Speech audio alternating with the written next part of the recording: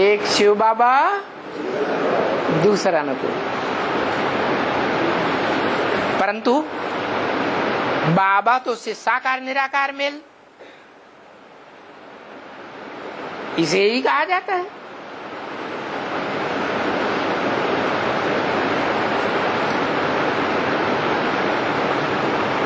तो उसे कौन मिलता है साकार निराकार का मेल?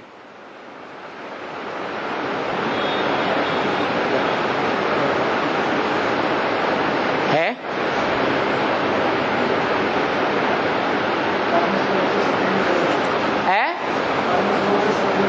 सुप्रीम सोल तो निराकार, फिर साकार का मेल कैसे कहें?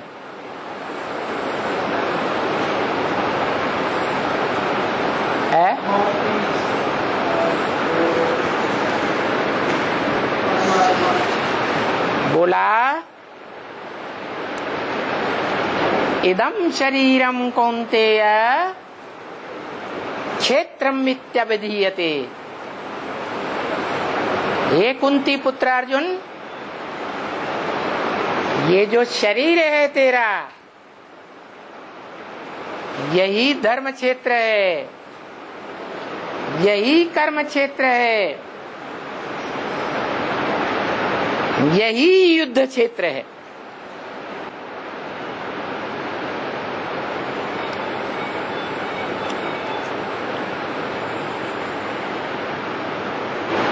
इसलिए इस युद्ध क्षेत्र में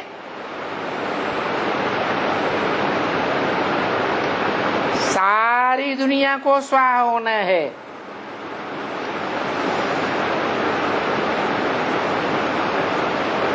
ये अविनाशी रुद्र ज्ञान यज्ञ कुंड का क्षेत्र है।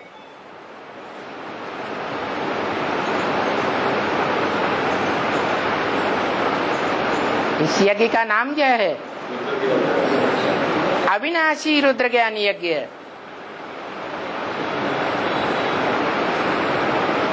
इस यज्ञ का विनाश होना है या नहीं होना है? अरे ये यज्ञ कुंड विनाशी है या अविनाशी है? सारी दुनिया का विनाश होगा, लेकिन इस यज्ञ कुंड का विनाश नहीं होगा। सारी दुनिया को स्वाहा होना है। स्व, हाँ, स्व माने आत्मा, आत्मा माने ज्योति बिंदु। सारी दुनिया के जो भी प्राणी मात्र हैं, जो भी मनुष्य मात्र हैं, सबकी आत्मा ज्योति बिंदु इस यज्ञ कुंड में स्वाहा।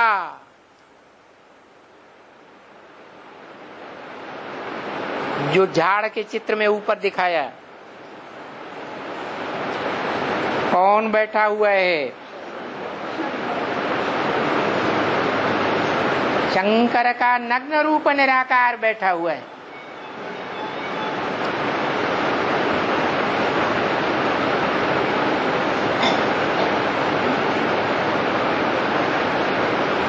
निराकार है या शरीर भी है?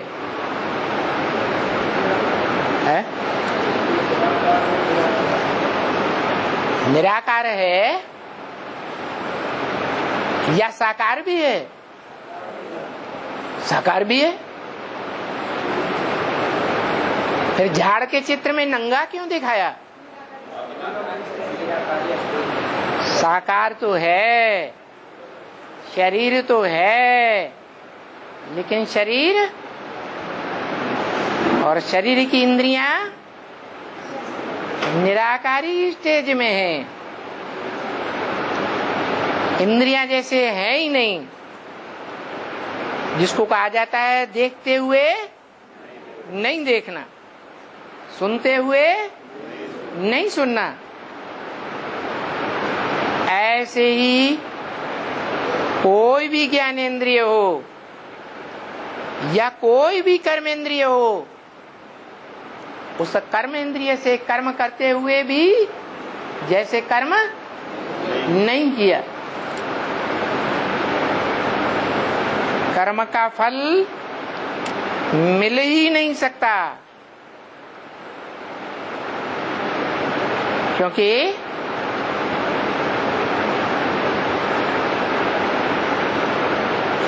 जो शरीरधारी आत्मा है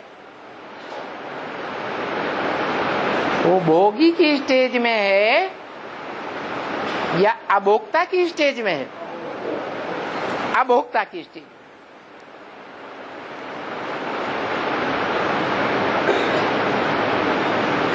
और वो अभोक्ता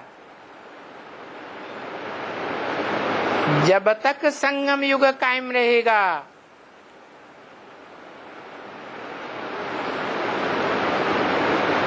तब तक अभोक्ता ही बनकर रहेगा। इंद्रियों से भोग भोगने की बात ही नहीं।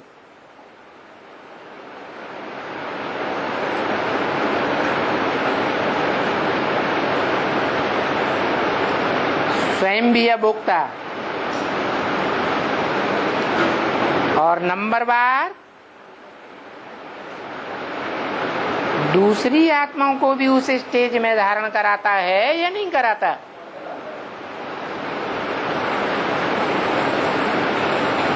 वो ही उसका परिवार है, राज परिवार।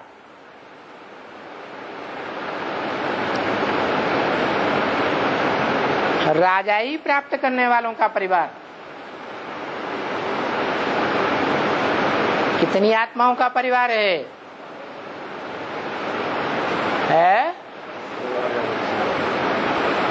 16,108 आत्माओं का परिवार है। जन्म जन्मांतर के राजाएं हैं।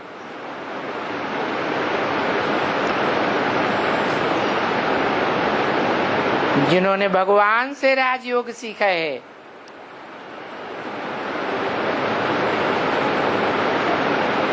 प्रैक्टिकल भगवान से राजयोग सीखा है या निराकार भगवान से राजयोग सीखा है? प्रैक्टिकल शरीर के साथ होता है।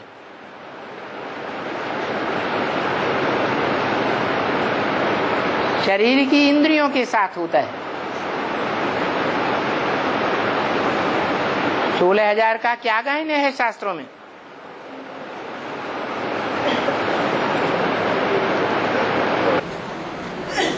है अतीन्द्रिय सुख पूछना हो तो गोप गोपियों से पूछो। इंद्रियों से भी अतीत का सुख, जिस सुख में इंद्रियों की पहुंच ही नहीं है, इंद्रियों से परे का सुख है।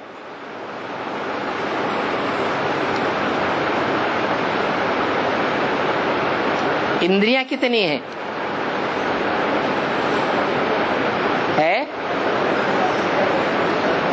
10 इंद्रियां है ना। जो साकार इंद्रियां हैं उन साकार इंद्रियों की पहुंच ही नहीं है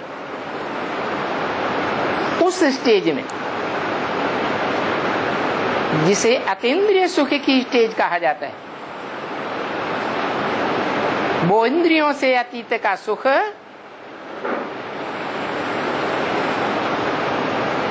कौन दे सकता है?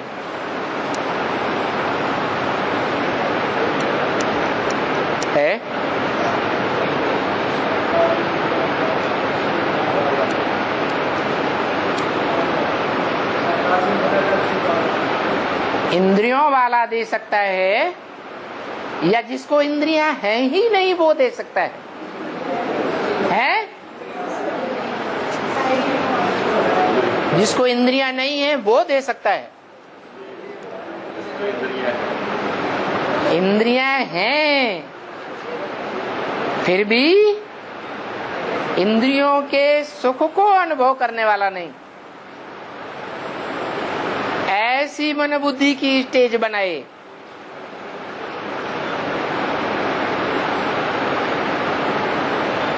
जिसे गीता में बोला है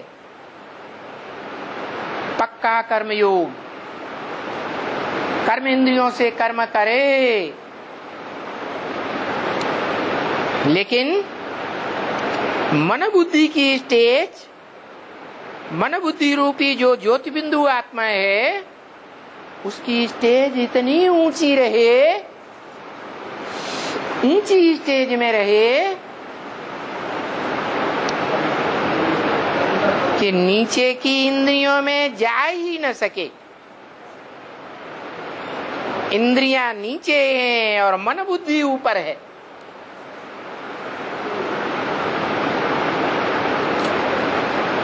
ज्यादा ताकतवर कौन है, इंद्रियां या मन बुद्धि? मन बुद्धि ज्यादा ताकतवर। मन बुद्धि को ही आत्मा कहा जाता है। तो मन बुद्धि रूपी आत्मा ज्योति बिंदु को उत्हरे, उत माने ऊपर, हरे तो माने हरण करके ले जाए, जबरियन हरण करके ले जाए।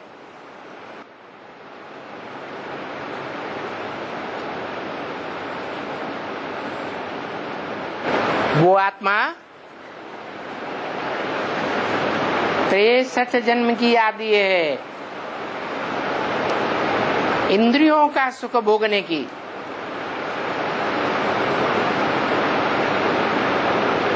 और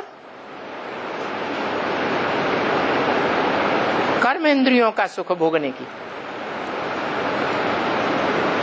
कर्म इंद्रियों में भी जो बड़ी पावरफुल इंद्रिय है, कौन सी इंद्रिय? काम इंद्रिय।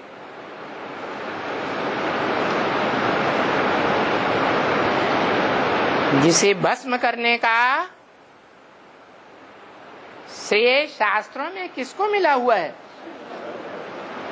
शंकर को मिला हुआ है।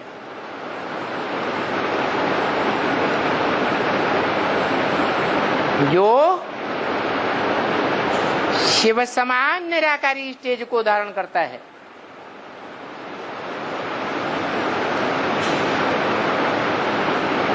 शिव स्वरूप बन जाता है, जिसकी यादगार द्वापर के आदि में, सतो प्रधान द्वापर में सोमनाथ मंदिर में दिखाई गई थी।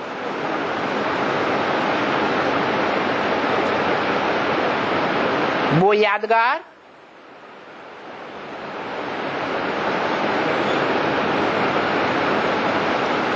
निराकार आत्मा शिव की यादगार है।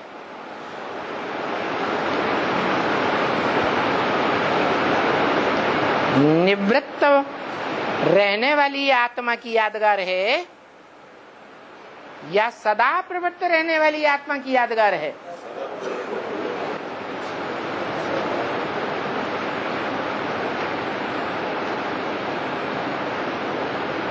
सदा निवृत्त है वो ज्ञान सूर्य।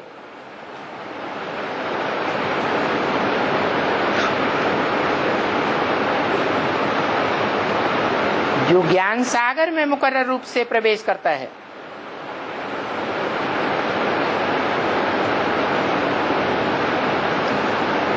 और ज्ञान रत्नों का सारा भंडार तिरोहित कर देता है। किसमें? ज्ञान सागर। इसलिए सागर को रत्नाकर भी कहते हैं। रत्नागर, रत्नों का आगार, भंडार कहते हैं।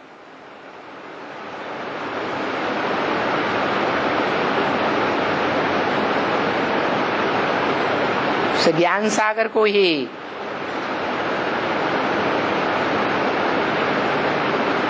जो ओरिजिनल ज्ञान सूर्य है,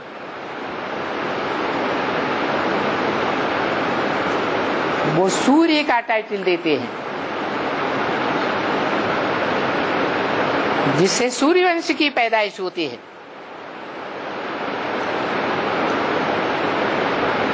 भक्ति मार्ग में सूर्यवंशियों में शिरोमणि किसको कहा जाता है?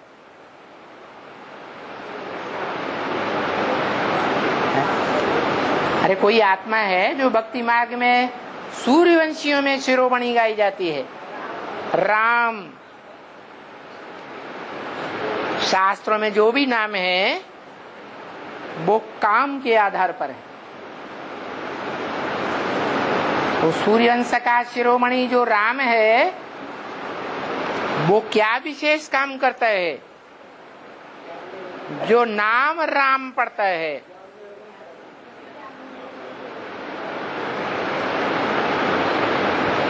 रम्यते योगिनो यस्मिनीति राम। योगी लोग जिसमें रमण करते हैं, अतीन्द्रिय सुख में खेलते हैं, जिसकी याद में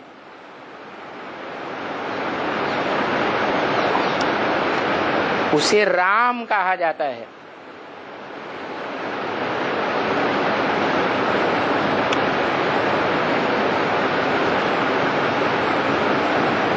योग लगाते हैं।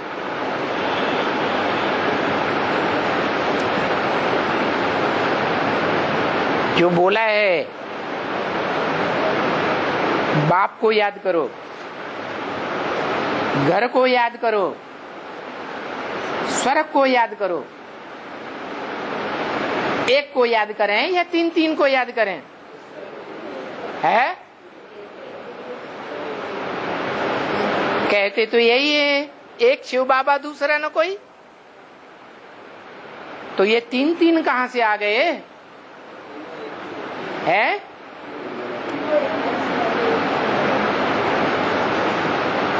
एक में ही तीनों समा जाते हैं। वो कौन है? एक जिसमें स्वर्ग भी समाया हुआ है, सुखधाम भी समाया हुआ है।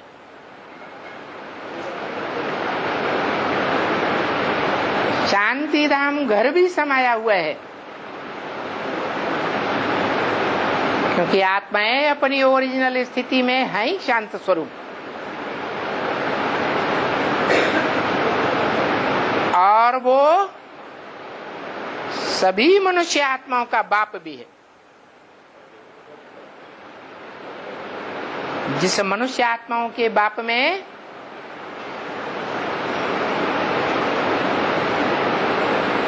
आत्माओं के बाप शिव का स्वरूप समाया हुआ है। क्या स्वरूप?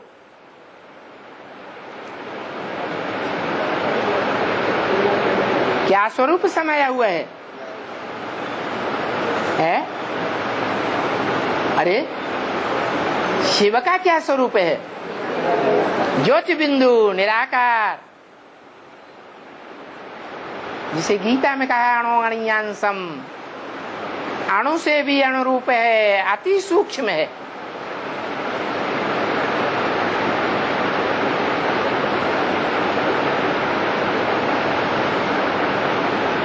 ज्ञान की ज्योति है।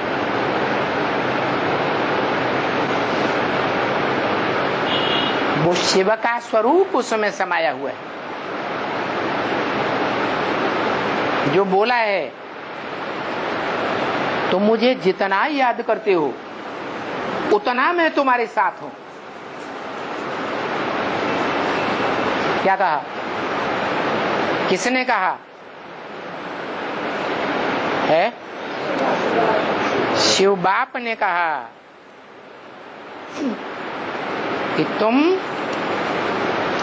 आत्मा रूपी बच्चे जितना मुझे आत्माओं के बाप को याद करते हो, माने ज्योति बिंदु को याद करते हो,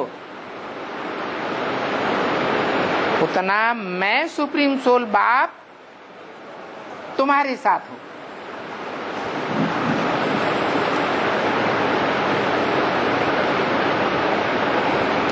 तो कोई के साथ सदा काल भी रहेगा या नहीं रहेगा? है, रह सकता है या नहीं रह सकता है? जिसके साथ सदा काल रह सके उसके लिए बोला इस सृष्टि पर सदा कायम कोई चीज है नहीं। सदा कायम एक ही शिव बाबा है। ये नहीं कहा एक शिव बाप है। शिव बाप इस सृष्टि पर सदा कायम है या शिव बाबा इस सृष्टि पर सदा कायम है? शिव बाबा सदा कायम।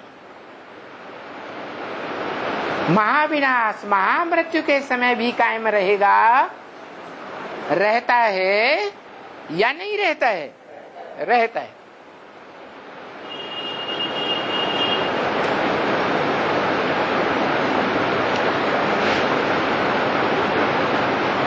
तब कायम रहता है जब अपनी क्षरित हुई आत्मा को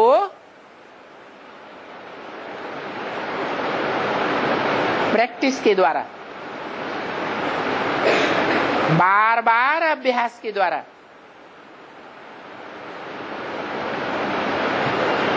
और इस दुनिया से वैराग प्राप्त करने के आधार पर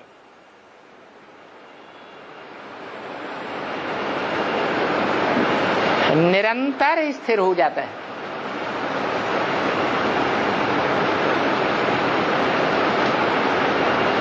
कब तक के लिए?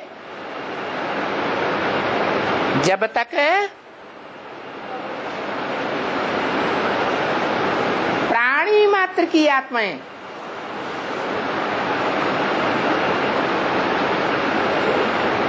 कीड़े मकोड़े पशु पक्षी पतंगे कीटाणु या मनुष्य आत्माएं सब संपन्न स्टेज धारण कर लें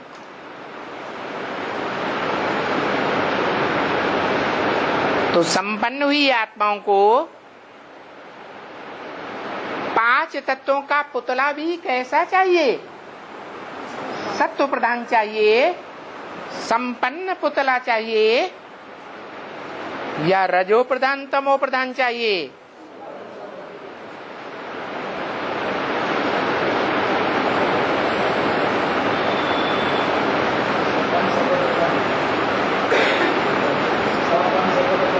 है सत्व प्रधान पुतला चाहिए। परंतु महाविनाश के समय, एटॉमिक विस्फोट के समय, चतुर्थ विश्व युद्ध के अंत में 5 तत्व पृथ्वी जलवायु अग्नि आकाश तामसी रूप धारण किए हुए होंगे या सात्विक राजसी होंगे? तामसी बन जाएंगे।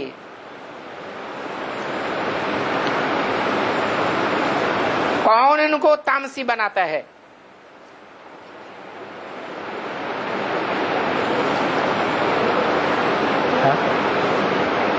अरे अपने आप तामसी बनते हैं कि कोई बनाने के लिए निमित्त बनता है? कौन निमित्त बनता है?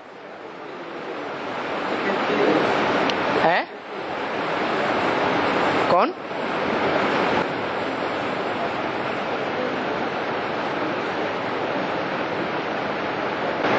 अरे भगवान निमित्त बनता है। जन्म मरण के चक्र से न्यारा रहने वाला परमेश्वर निमित्त बनता है या मनुष्य आत्माएं निमित्त बनती हैं? है मनुष्य आत्माएं निमित्त बनती हैं, जिन्हें नर कहा जाता है।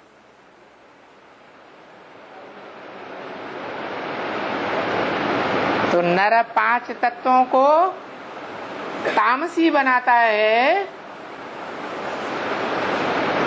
या सात्विक बनाता है? तामसी बनाता है।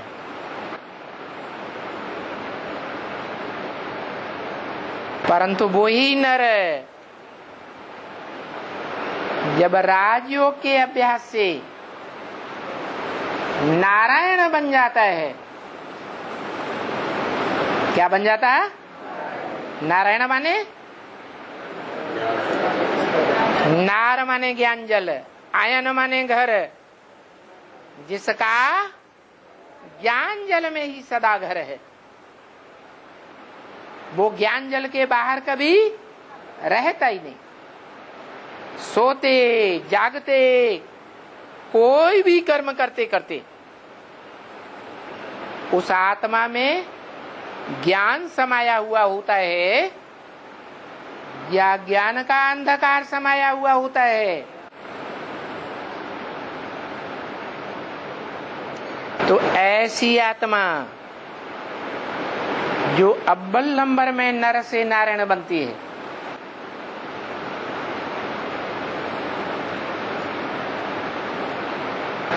वो नारायण वाली आत्मा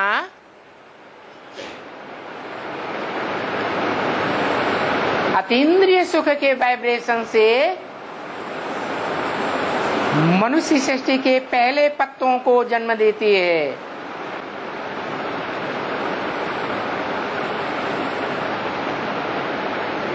इंद्रियों के आकर्षण से जन्म देती है, ज्ञानेंद्रियों के आकर्षण से जन्म देती है या कर्मेंद्रियों के आकर्षण से जन्म देती है? वाइब्रेशन के आधार पर जन्म देती है। वाइब्रेशन को सात्विक बनाने के बाद सारी सृष्टि की आत्माओं को आकर्षित किया जा सकता है।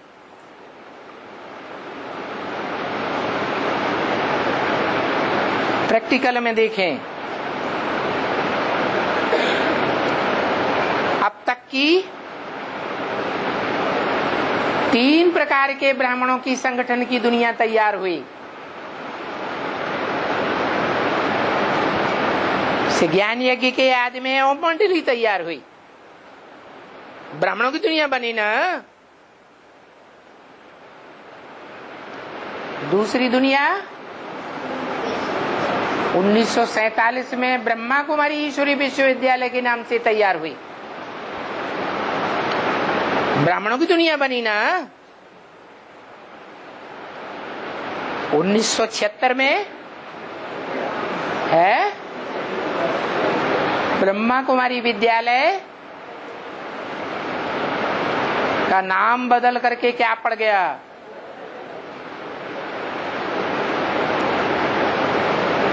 बाप के ब्रह्म वाक्य के आधार पर नाम बदल गया।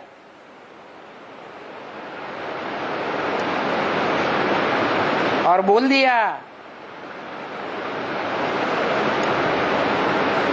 कि वो शब्द प्रजापिता ब्रह्मा कुमारी हटाकर आध्यात्मिक ईश्वरी विश्वविद्यालय नाम रखो।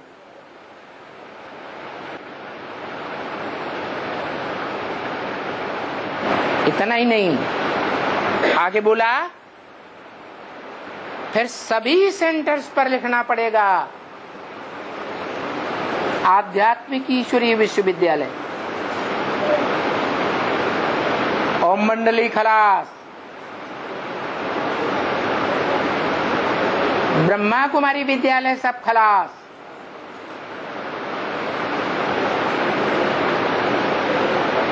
क्योंकि भक्ति मार्ग में ब्रह्मा को ही भगवान नहीं माना जाता, ब्रह्मा को कोई याद भी नहीं करता, ब्रह्मा की मूर्तियां नहीं बनाई जाती, ब्रह्मा के यादगार मंदिर भी नहीं बनाए जाते पूजा करने के लिए। तो ब्रह्मा कुमारी विद्यालय सदा काल कायम रहेगा? है? नहीं रह सकता।